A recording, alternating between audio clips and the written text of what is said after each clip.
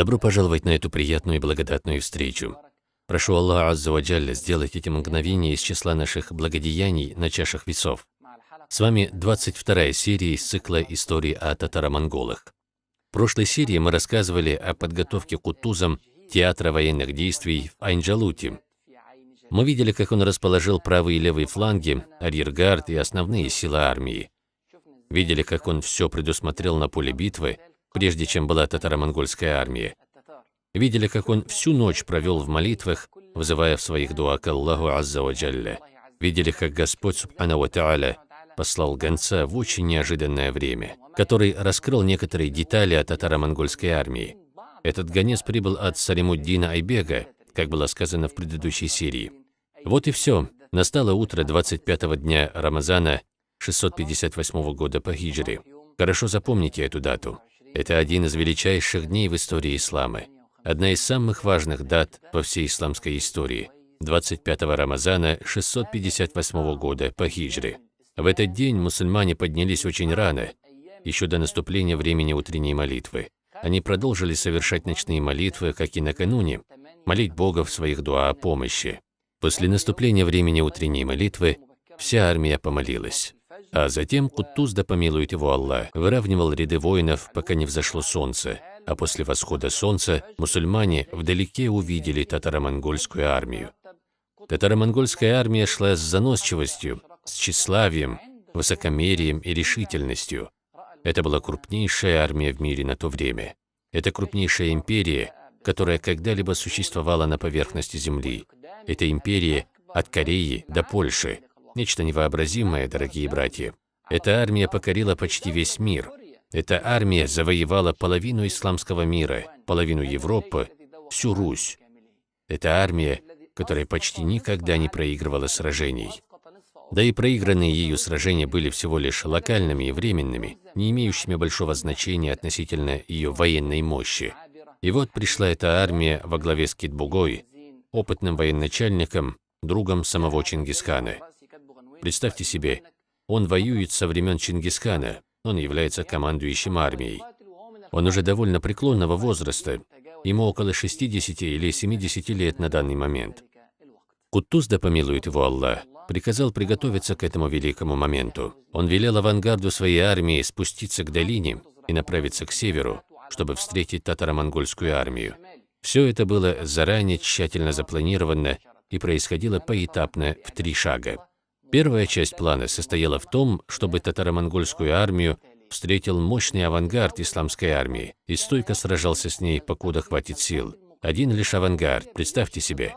Этому мусульманскому авангарду нужно было принять на себя сильнейший удар татаро-монгольского натиска на промежуток, точное время которого было известно лишь одному Аллаху. Этот авангард состоял из самых умелых бойцов исламской армии, как вы знаете, и во главе него стоял Рукнуддин Бейбарс. Кутуз, да помилует его Аллах, приказал им скрыться за северным проходом. И когда вдалеке показалась армия Китбуги и стала приближаться к долине, Кутуз, да помилует его Аллах, приказал войску авангарда мусульман выйти им навстречу. Обратите внимание, он не хотел, чтобы татаро-монгольская армия вошла в долину, пока она не увидит авангард мусульман. Почему? Он хотел показать им, что исламская армия небольшая, что она представляет собой лишь этот авангард. Особенно потому, что татаро-монгольская разведка, которая была в Газе и потерпела поражение от мусульман, передала информацию Китбуге, что исламская армия состоит из стольких-то воинов, описывая лишь ее авангард. Потом Кутуз, да помилует его Аллах, повелел этой группе показаться. А еще чуть раньше, незадолго до этого, он приказал выйти группам мамлюкских военных музыкантов. Это были особые специальные группы. Эти группы подчинялись непосредственно приказам самого Кутуза. Каждый удар этих музыкантов по барабанам, по цимбалам, любая игра на трубе и остальных инструментах, каждый мотив что-то означал на поле боя. Один удар означал движение правого фланга, второй удар означал движение левого фланга, третий удар означал спуск одной группы, четвертый – другое. Одна тональность означала наступление, вторая – отступление.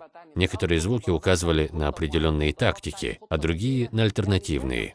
Кутуз, да помилует его Аллах, при помощи этого военного музыкального оркестра руководил ходом всего сражения. И я хочу, чтобы вы представили себе эту атмосферу.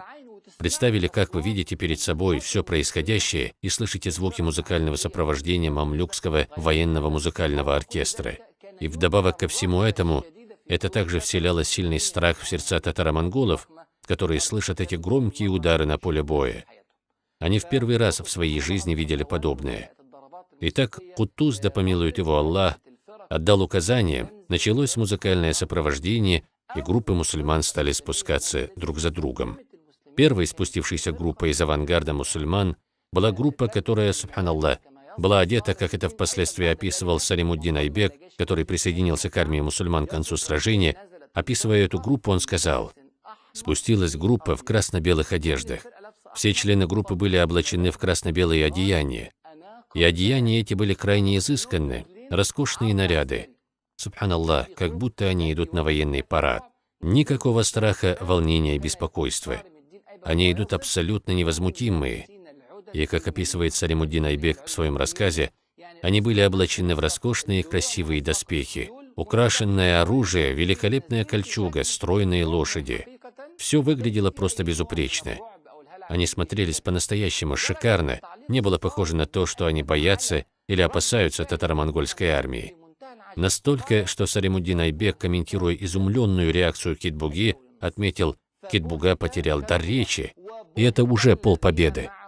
Также опешили и его монгольские воины.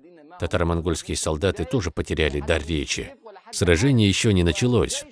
Мечи все еще в своих ножнах, их разделяет расстояние, но армия татаро-монголов уже поражена. Мне была оказана помощь страхом, который охватывает сердца моих врагов, находящихся от меня на расстоянии месяца пути, как сказал посланник Аллаха, да благословит его Аллах и приветствует. После того, как эта группа спустилась, Кит-Буга начал расспрашивать Салимуддина Айбега: чей это рунг? Рунг с персидского означает команда или же расцветка. Чья это красно-белая расцветка? И он ему ответил: это отряд Санкура аль-Халяби. Это один из мамлюкских отрядов, отряд Санрука аль-Халяби. К слову, мамлюки в Египте в своих военных учениях, да и в целом везде в своей жизни, подразделялись на отряды, отличающиеся друг от друга различной расцветкой. И на свое оружие, лошадей и дома они наносили знак отличительного герба, по которому можно было опознать, к какому отряду принадлежит данный конкретный воин. С помощью этого они также различали между собой в сражениях и в подобных крупных мероприятиях. И вот в этот момент Кит-Буга спрашивает, чей это герб?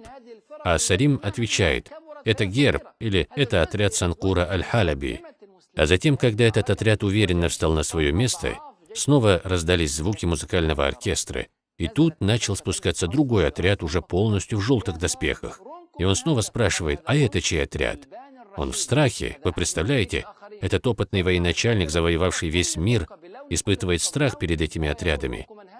Какими бы большими эти отряды ни были, они все равно не столь многочисленны. Это всего лишь часть авангарда мусульман в этом сражении. А ведь армия татаро-монголов в несколько раз превышала численность армии мусульман. Тем не менее, субханака я Рабби, спустился отряд облаченных в желтые доспехи, и он снова спрашивает: Сарим, а чей это отряд? Сарим отвечает: это отряд Пульбана ар-Рашиди, еще один эмир мамлюков. Далее спускались другие отряды, и каждый отряд отличался своим цветом, и он продолжал расспрашивать: а это чей отряд? А это чей отряд?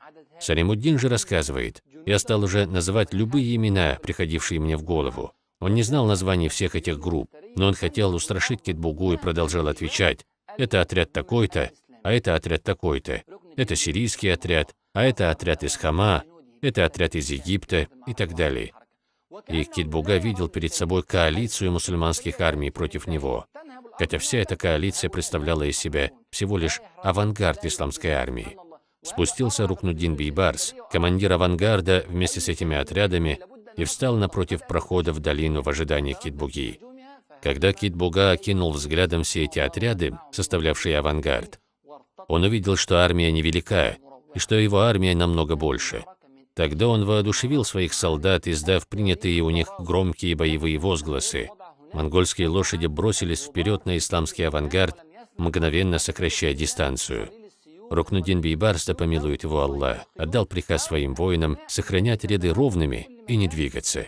как будто бы они ничего не видят. Монгольские солдаты несутся издалека, пожирая расстояние, а они даже не двигаются. Они не убегают, но и не атакуют. Субханаллах. Это насторожило татаро-монгольских всадников. Что же они затеяли? Наверняка это какая-то ловушка. И как только татаро-монгольская атака по причине этих сомнений на мгновение захлебнулась, в атаку бросился Бейбарс вместе со своими воинами из авангарда мусульман. Стороны схлестнулись в отчаянной битве. Это сражение было одним из самых свирепых в истории. Представьте себе эту обстановку. Повсюду поднялась пыль, и уже ничего, кроме лязг и скрежета мечей и ржания лошадей, не было слышно. Всюду брызжет и проливается кровь на поле боя. И над всем этим слышны звуки такбира, которые доносятся из-за холмов от палестинских крестьян, которые окружили долину Айн-Джалут. Сражение, которое началось рано утром на рассвете, продолжалось до полудня, а мусульмане стойко держали свои позиции. Представьте себе этот яростный натиск татаро-монголов на этот небольшой авангард. Но мусульмане продолжали держаться. Выбор локации, дорогие братья, был также крайне удачен, потому что проход был узким, и татаро-монгольские войска не имели возможности маневрировать и окружить мусульманское войско. Они были вынуждены сражаться с передними рядами мусульман. Если мусульмане выстоят, то война продлится еще очень долго. Это было первой частью плана – максимально истощить силы татаро-монгольской армии, не двигаясь и продолжая стоять в этом месте столько, сколько это было возможно. И действительно, Рукнуддин Бейбарс, да помилует его Аллах, смог устоять здесь на довольно длительное время. Куттуз, да помилует его Аллах, наблюдал за всем этим издалека. И вдруг издалека раздались удары в барабаны мамлюкского военного оркестра, которые извещали мусульман о начале второго этапа их плана. Вторым этапом плана предполагалось увести монгольскую армию вглубь долины Айн-Джалут. Как это можно было осуществить?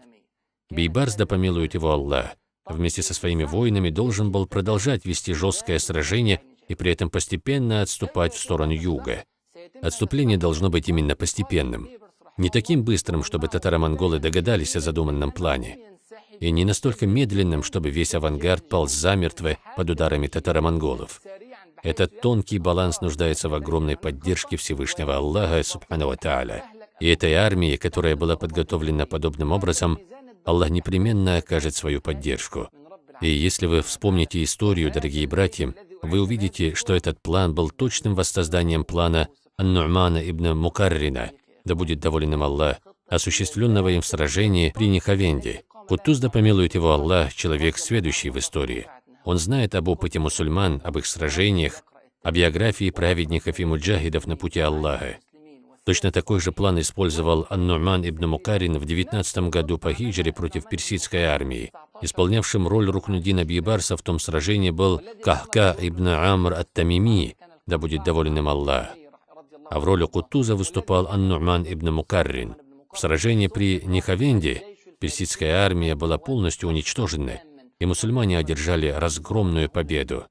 Эта же практика повторится и на земле Айн-Джалут, чтобы по воле Аллаха Азза ва Джалля мусульмане одержали еще одну убедительную победу. Татаро-монгольская армия шаг за шагом вошла в долину Айн-Джалут. Мусульманское войско шаг за шагом заманивало их вглубь долины Айн-Джалут. Представьте, как переживал Куттуз, да помилует его Аллах, когда видел, как его авангард разбивается монгольской армией, а он сидит и выжидает, пока не наступит подходящий момент, чтобы броситься на подмогу этим воинам. Спустя некоторое время случилось несколько удивительных вещей, которые подтвердили правдивость того письма, которое чуть ранее было послано им Салимуддином Айбегом. Мусульмане обнаружили сильное преобладание правой стороны в монгольском наступлении. Выяснилось на деле, что правый фланг татаро-монголов, как описывал Салимуддин Айбег в своем письме, сильнее их левого фланга. Увеличилось давление на левый фланг исламской армии. Увеличилось число шахидов, воинов-мусульман, павших на поле боя Айн-Джалут. И Куттуз, который наблюдал со стороны за всем происходящим, не нашел другого решения после того, как послал все резервные силы одну за другой, кроме как спуститься самому к месту сражения. Субханаллах, все, о чем он говорил раньше, было правдой. «Я сам лично встречу татаро-монголов». Так он сказал в своей первой встрече с народом, с армией и эмирами мамлюков. «Я сам лично встречу татаро-монголов». Кутуз, да помилует его Аллах, спустился, сняв с себя свой шлем, указывая тем самым на свою готовность принять смерть, шагаду, на пути Аллаха, и даже на стремление к этому.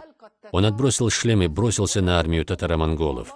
Мусульманские воины вдруг обнаружили, что верховный главнокомандующий находится среди них. Представьте, какое это подкрепление, какая это поддержка, какое величие исламской армии в этом сражении. Кутуз, да помилует его Аллах, спустился и издал свой известный клич, который олицетворяет весь образ его жизни, говорит о всем его жизненном пути, да помилует его Аллах. Во имя Ислама, во имя Ислама. Все предельно ясно. Он не сказал за арабов, за нацию, во имя Египта, во имя короля. Ничего подобного этим словам. Его позиция абсолютно ясная, во имя Ислама. Он стремится в рай. Он спустился к воинам и начал сражаться вместе с ними так, как его еще не видел никто из мусульман. Субханаллах. Вскоре после того, как Кутуз спустился, да помилует его Аллах, пущенная кем-то издалека стрела сразила наповал его коня. Тогда Кутуз, да помилует его Аллах, спешился и продолжил сражаться пехотинцем. Один из эмиров мусульман предложил ему своего коня. «Возьми моего коня, сражайся верхом на нем». «Я не собираюсь лишать мусульман твоей пользы», — ответил ему Кутуз. «Бейся сам на своем коне, а я буду биться на земле, пока ко мне не прибудет лошадь из запаса». И он продолжил сражаться пехотинцем на земле, пока ему не привели запасную лошадь. Один из эмиров упрекнул его за это. «Да простит тебя Аллах, о правитель мусульман. Если бы тебя убили, то ислам прекратил бы свое существование. Почему ты не взял того коня?» На что Кутуз, да помилует его Аллах, ответил с поразительной уверенностью и искренней верой, дорогие братья. Он сказал ему: «Что касается меня, то я бы отправился в рай. Если бы я был убит в этом сражении, я бы отправился в рай. А что касается ислама, то у него есть Господь, который не даст ему пропасть. Ведь были убиты такой-то, такой-то и такой-то». Он перечислил имена величайших лидеров мусульман, которые были убиты на пути Аллаха. Но Аллах нашел им замену на тех, кто продолжил защищать и оберегать ислам. Посмотрите на эту уверенность, которую он обладал. Да помилует его Аллах, и да помилует Аллах всех муджахидов, которые участвовали вместе с ним в этом великом сражении в битве при Айн-Джалуте. Все, о чем мы до сих пор рассказывали, было лишь второй частью исламского плана. Третья часть, когда Кутуз, да помилует его Аллах, увидел, что воины начали медленно продвигаться вглубь долины Айн-Джалут, Китбуга совершил, субханаллах, серьезную военную ошибку, обернувшуюся для него катастрофой. Этой ошибке невозможно найти никакого другого оправдания, кроме одной единственной. Была ошибкой с его стороны послать все свои войска, всех своих солдат, не оставив ни одного человека снаружи долины.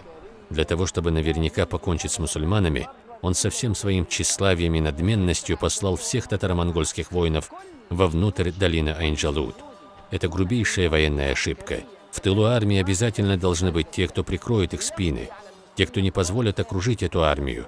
А это ведь опытный военачальник, который уже несколько десятилетий успешно возглавляет сильнейшую армию в мире. Как он допустил такую ужасную ошибку? Дорогие братья и сестры, его подтолкнули к собственной смерти. Кто его подтолкнул? Господь миров, субхана ва тааля. По всем военным расчетам, несуществующим меркам, невозможно найти оправдание той кошмарной ошибки, которую совершил Китбуга в этом сражении. Такую ошибку не совершает простой военный. Даже дети Китбуги не совершат такой глупой ошибки. Но вы вернитесь снова к истории. Абу-Джахль подтолкнул язычников к своей смерти в сражении при Бадре. Шах Фирузан подтолкнул свою армию к гибели в сражении при Нихавенде. Ваган подтолкнул римскую армию к гибели в сражении при Ярмуке. Вот так вот, дорогие братья, они как ведомые марионетки. Господь субхана ва тааля толкает их к этому. Он ослепляет их взоры и затуманивает их разум, из-за чего они совершают такие грубые ошибки. Не вы, о мусульмане, победили своего врага в сражении своими силами, но их уничтожил Аллах, который подарил вам помощь и поддержку и вселил в их сердца страх. Что случилось в Айн-Джалуте с этой окруженной армией в таком тесном месте? Это мы узнаем из следующей серии по воле Аллаха. Прошу Аллаха Азза ва Джалля возвеличить ислам и мусульман, даровать нам понимание его путей, научить нас полезному и сделать полезным для нас то, чему Он нас обучил. Только Он на это способен, и только Ему все принадлежит. Я веряю в свое дело Аллаху. Воистину, Аллах видит рабов. Ассаляму алейкум ва рахматуллахи ва баракатух.